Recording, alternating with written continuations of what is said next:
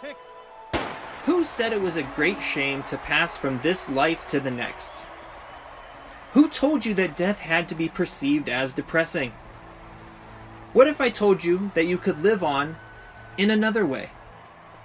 If we were to be honest with ourselves, we would quickly realize that if we were to go on living, that we would all become like an unpruned tree, growing out of control until there was no other place to cultivate.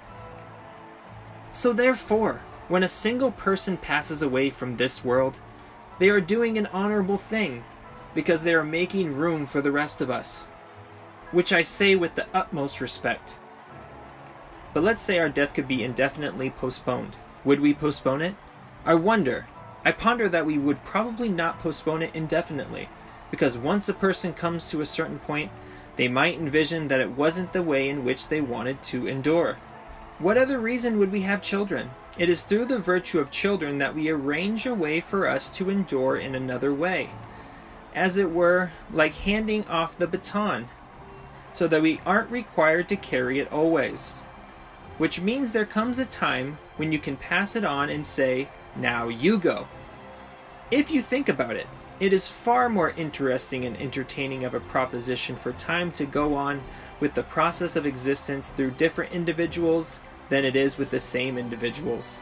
Because as each new person navigates through life, life is renewed. A person reminisces about how captivating the most ordinary commonplace activities are to a child. Because children see all aspects of life as spectacular. Because a child sees all things in a way that are not connected to monetary needs or survival. And as we age, we begin to think of everything in terms of monetary and survival. We then lose our sense of wonder, and things cease to be magical. And for the most part, life also ceases to have magic. So therefore, through the course of time, once we have stopped to see the world as magical, we cease to accomplish nature's ambitions of being endlessly fascinated by it. Because without fascination in life, there is no longer any point. And so we pass from this world, and therefore something or someone else comes into this world, which has a completely new interpretation or understanding of it. Hence, it is not a natural phenomenon for us as people to wish to extend our life here indefinitely. But our culture has ingrained in us in every possible and feasible way that it is a travesty to pass from this world to the next.